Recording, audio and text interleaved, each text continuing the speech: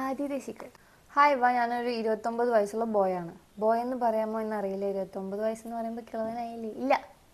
ഏയ് ഓക്കെ, കാര്യത്തിലേക്ക് വരാം. 28 വയസ്സുള്ളപ്പോൾ എനിക്കൊരു കുട്ടിയുമായി വൺ സൈഡ് ലവ് ഉണ്ടായിരുന്നു. ബട്ട് അത് പൊട്ടി പാളീസായി. അപ്പോഴാണ് ഒരു ഓൺലൈൻ ഗെയിം വഴി ഞാനൊരു ബോയെ പരിചയപ്പെടുന്നത്. അപ്പോൾ അവന് 17 വയസ്സേ ഉണ്ടായിരുന്നുള്ളൂ. അവനധികം ആരോടും സംസാരിക്കുന്ന കൂട്ടത്തിലല്ല. ബട്ട് ഞങ്ങൾ തമ്മിൽ പെട്ടെന്ന് കൂട്ടായി. അവൻ ഏകദേശം ഒരു ഗേൾസ് ടൈപ്പ് സൗണ്ടായിരുന്നു. കാണാനും ക്യൂട്ടായിരുന്നു. പതിയെ പതിയെ എനിക്ക് അവനോട് വല്ലാത്തൊരു അടുപ്പം ഉണ്ടാകാൻ തുടങ്ങി. ഞാൻ ഒരിക്കൽ പോലും അങ്ങനൊന്നും ഇതുവരെ എക്സ്പീരിയൻസ് ചെയ്തിട്ടില്ല. അത്തരത്തിലൊന്നും ഒരു ദിവസം തമ്മിൽ മിണ്ടിയില്ലെങ്കിൽ പോലും എനിക്ക് ആ ദിവസം ആകെ ഡാർക്കായി തോന്നും. രാത്രിയിൽ 2-3 മണിക്കൂർ വരെ സംസാരിക്കാറുണ്ട്. എനിക്കങ്ങനെ ഒരു ഇഷ്ടമുള്ളതായി അവനറിയാം.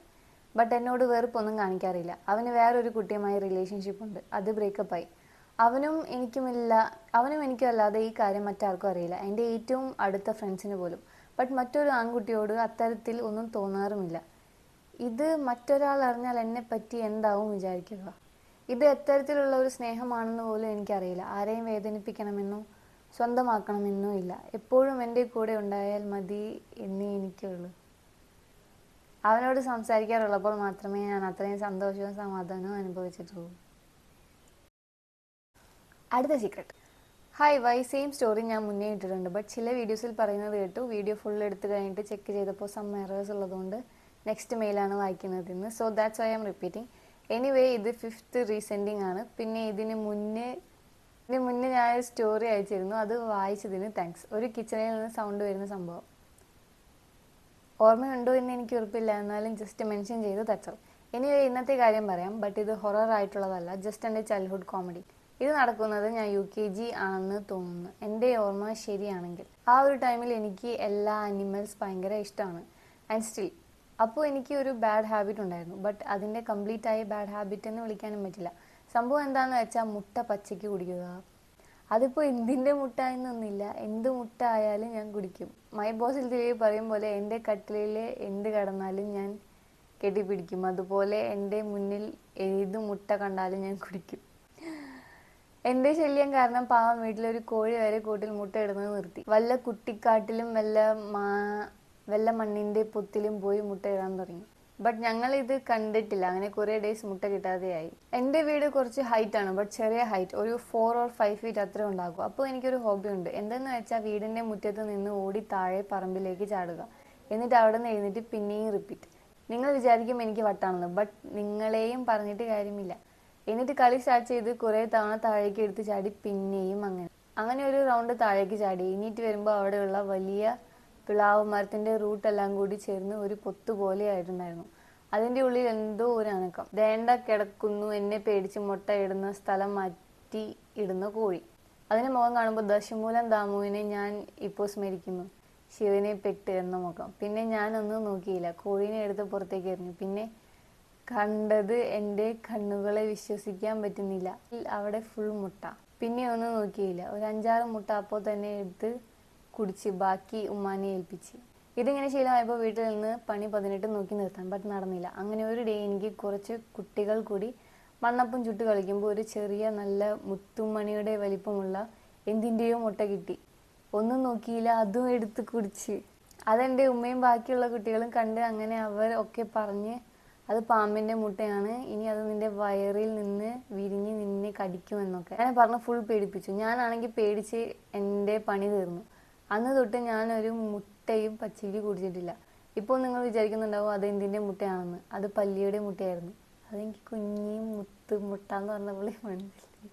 അതിൻ്റെ ടേസ്റ്റ് ഒരു സോൾട്ടി ആണെന്ന് തോന്നുന്നു. അറിയാൻ ആഗ്രഹമില്ലായിരുന്നു. But thanks.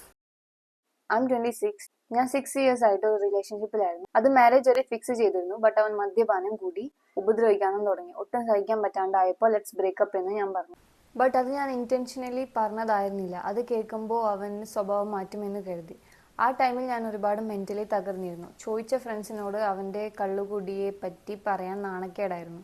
സോ അവന് വേറെ കല്യാണം സെറ്റായി പോയി എന്ന് പറഞ്ഞു.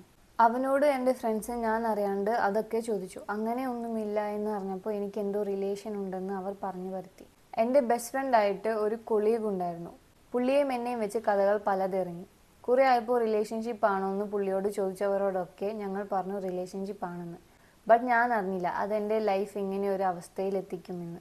എൻ്റെ ഫിയാൻസെ ഇതൊക്കെ അറിഞ്ഞ് എൻ്റെ വീട്ടിൽ വിളിച്ച് എന്നെ വളരെ മോശമായിട്ട് ചിത്രീകരിച്ചു. എൻ്റെ ഫ്രണ്ട്സ്, അവൻ്റെ വീട്ടുകാരെല്ലാവരും കരുതി ഞാനും കൊളീഗും തമ്മിൽ റിലേഷനിലാണെന്ന്.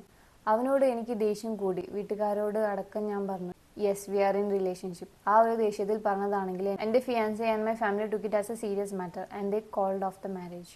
ദെൻ 7 months ആഫ്റ്റർ ഞാൻ എൻ്റെ കൊളീഗുമായിട്ട് റിലേഷൻഷിപ്പിലായി. നല്ല രീതിക്ക് മുന്നോട്ട് പോയിക്കൊണ്ടിരുന്നു. അപ്പോൾ എൻ്റെ എക്സിൻ്റെ മാരേജ് ആണെന്ന് ഫ്രണ്ട് വഴി അറിഞ്ഞു.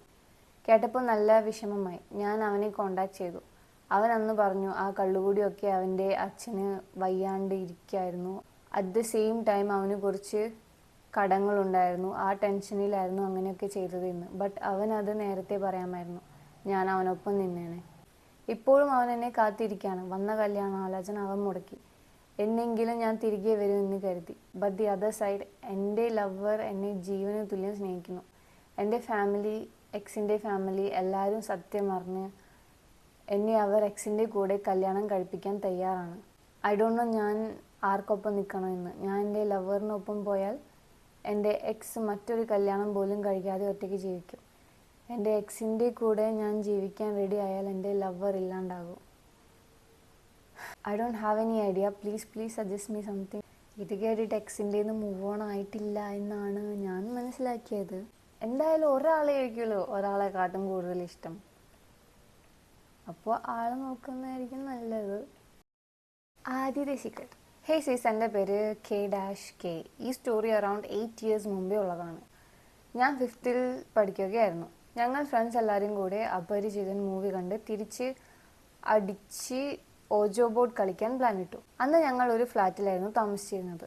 അതുകൊണ്ട് ഫ്ലാറ്റിലെ 4th floorൽ ഒരു ഒഴിഞ്ഞ റൂമുണ്ട്. അതിൻ്റെ കീ സൂപ്പർവൈസറിൽ നിന്ന് ഞങ്ങൾ വാങ്ങി. ഞങ്ങൾ ചെറിയ പിള്ളേരായതുകൊണ്ട് കൂടെ 2 + 2 പഠിക്കുന്ന ചേച്ചിമാർ കൂടെ ഉണ്ടായിരുന്നു. 5ാം ക്ലാസ്സിൽ പഠിക്കുന്ന ഒരു ഫ്ലാറ്റിലാണ്. റിയൽ ഓജോ ബോർഡ് കിട്ടാത്തത് കൊണ്ട് ഒരു ചാർട്ട് പേപ്പർ വെച്ച് അഡ്ജസ്റ്റ് ചെയ്തു. എന്നിട്ട് രാത്രി കളിക്കാൻ തുടങ്ങി. ഫസ്റ്റ് ഒന്നും ഒരു പ്രോബ്ലം ഉണ്ടായിരുന്നില്ല. ഇതൊക്കെ തട്ടിപ്പായി തോന്നി. ബട്ട് കുറച്ച് കഴിഞ്ഞ് ചില പാരനോർമൽ സിറ്റുവേഷൻസ് ഉണ്ടായി. അവിടെയുള്ള വിൻഡോസ് ആരോ തട്ടുന്നു. ഞങ്ങൾ ശരിക്കും പേടിച്ചുപോയി. ആദ്യമൊക്കെ നല്ല ധൈര്യമായിരുന്നു. എന്നാൽ പിന്നെ കളി സ്റ്റോപ്പ് ചെയ്യാമെന്ന് വെച്ചു. ബട്ട് ഡോർ തുറന്ന് റൂമിൽ നിന്നും പുറത്തു പോകാൻ പറ്റുന്നില്ല. ഡോർ ആരോ പുറത്തുനിന്ന് ലോക്ക് ചെയ്തിരുന്നു. പെട്ടെന്ന് അടുത്തുള്ള വിൻഡോയിൽ ആരോ പോകുന്ന നിഴൽ ഞങ്ങൾ കണ്ടു. അവിടെ ബാൽക്കണി ഇല്ലാത്തത് കൊണ്ട് ആരും പ്രാങ്ക് ചെയ്തതാവില്ല എന്ന് ഉറപ്പാണ്. റൂമിൽ ഞങ്ങൾ ട്രാപ്പായി. ഞങ്ങൾ 5 പേര് കൂടാതെ ആരൊക്കെയോ അവിടെയുള്ള ഒരു ഫീലിംഗ് ഞങ്ങൾക്ക് തോന്നി. ആ എക്സ്പീരിയൻസ് പറഞ്ഞ് അറിയിക്കാൻ കഴിയില്ല. It was really scary. ഡോറിലും വിൻഡോയിലും കണ്ടിന്യൂസ് ആയി ആരൊക്കെയോ നോക്ക് ചെയ്യാൻ തുടങ്ങി. ഞങ്ങൾ പേടിച്ച് അലറി. ആ അലർച്ച കേട്ട് അമ്മ വന്നു. എന്നെ ഉറക്കത്തിൽ നിന്നും വിളിച്ചു നിർത്തി. ക്ലൈമാക്സ് ആകുമ്പോൾ തന്നെ എൻ്റെ മനോഹരമായ സ്വപ്നം അമ്മ കൊണ്ടുപോയി കളഞ്ഞ്.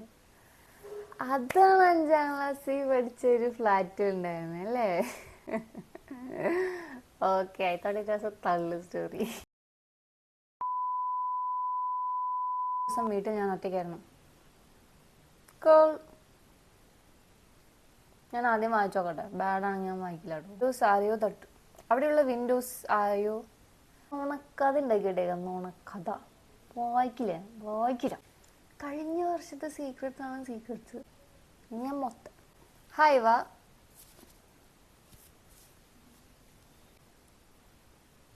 It's a request. Please tell me a reply from your point of view.